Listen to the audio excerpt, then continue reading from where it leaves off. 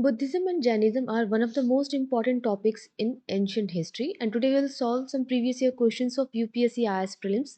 These questions get repeated in prelims also and in other exams also, such as CDS, CAPF, NDA, state level exams such as BPSC, JPSC. So you must solve these questions. And if you want to solve all previous year questions from 1979 till 2023, there is a compilation link will be in the description and in the comment section pinned you can buy from there. So first question is asked in 2023, in which one of the following regions Dhanya Kataka, which flourished as a prominent Buddhist center under the Mahasanghikas, located? Options are Andhra, Gandhara, Kalinga, Magadha. So it's already January, so you should be able to solve these previous year questions, and if you are able to solve at least 6 out of these 10 questions, that means your preparation is on the right track. Answer is A, Andhra. Next, with reference to ancient India, consider the following statements. Again asked in 2023. You see at least two questions in 23 itself. The concept of stupa is Buddhist in origin and it's a repeated question too. Stupa was generally a repository of relics. Stupa was a votive and commemorative structure in Buddhist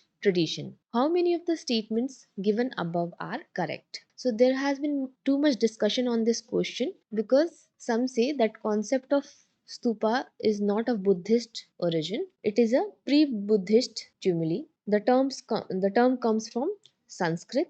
The origin is Sanskrit, and it was a simple mound that was used to commemorate important events or burial site. So first statement is not correct. Stupa was generally a repository of relics. So yes, stupa was a votive and commemorative structure in Buddhist tradition. This is also correct. So answer will be only 2. B. Next, souls are not only the property of animal and plant life but also of rocks, running water and many other natural objects not looked on as living by other religious sects. This is a directly repeated question.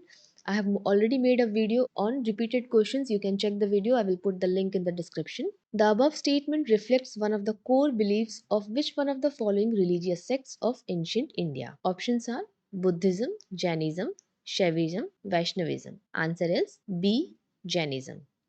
Next, with reference to Indian history, consider the following texts. Netti Pakarna, Parishishta Parvan, Avadana Shataka, Trishasti Lakshana Mahapurana.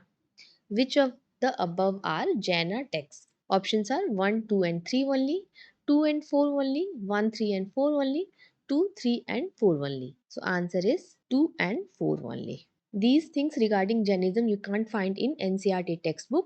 So if UPSC is asking this question, you must note down because maybe in the next exam you will get question based on any of these two texts or the statement will mix with some other statement making a new question. So this is how you get help from previous year questions. Next, with reference to Indian history, consider the following pairs. Historical person known as Aryadeva, Dignaga, Nathamuni. Aryadeva Jaina scholar, Dignaga Buddhist scholar, Nathamuni Vaishnava scholar. How many pairs given above are correctly matched? So Aryadeva was a Mahayan Buddhist monk, not a Jain scholar. Dignaga was a Buddhist scholar, true, and Nathamuni was also a Vaishnava scholar. So option is C, only two pairs are correct. Next, with reference to the religious practices in India, the Sthanakvasi sect belongs to asked in 2018 Buddhism, Jainism, Vaishnavism, Shaivism. Answer is B, Jainism. Since this is a very wide topic, so previous year questions will help you what UPSC considers important in context of these topics. With reference to the religious history of India, consider the following statement asked in 2020. Sthavirvadins belong to Mahayana Buddhism. Lokottarvadin sect was an offshoot of the Mahasangika sect of Buddhism. The deification of Buddha by Mahasangikas, sorry for the spelling mistake, fostered Mahayana Buddhism. Which of the statements given above are correct? Answer is B, 2 and 3 only. It was in the 4th council under Kanishka that Buddhism got divided into two major sects, Hinayana and Mahayana. Mahayana means followers of the higher vehicle. They were called Sarvastavadins and Mahasangikas. While Hinayana, they were called Sthavirvadins, followers of the lesser vehicle.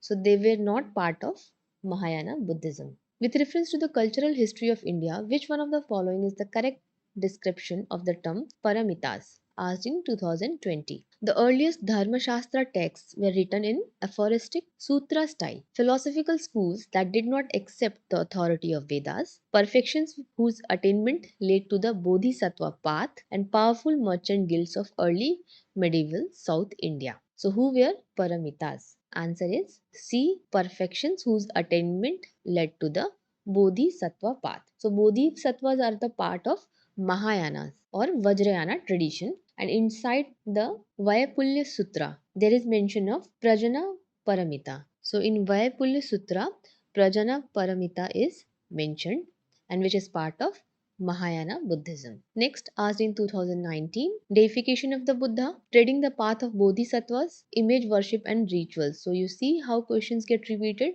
Which of the above is are the features of the Mahayana Buddhism? So in the previous question, we talked about Mahayana Buddhism. Options are 1 only, 1 and 2 only, 2 and 3 only, 1, 2 and 3. So option D is the correct answer. These all are part of Mahayana Buddhism. So the Mahayana followers believed in idol or image worship of Buddha. So 1 and 3 are correct, and the concept of Bodhisattva is the result of Mahayana Buddhism. So 2 is also correct. Last, with reference to Indian history, who among the following is a future Buddha yet to come to save the world? Options are Avalokiteshvara, Lokeshvara, Maitreya, Padmapani.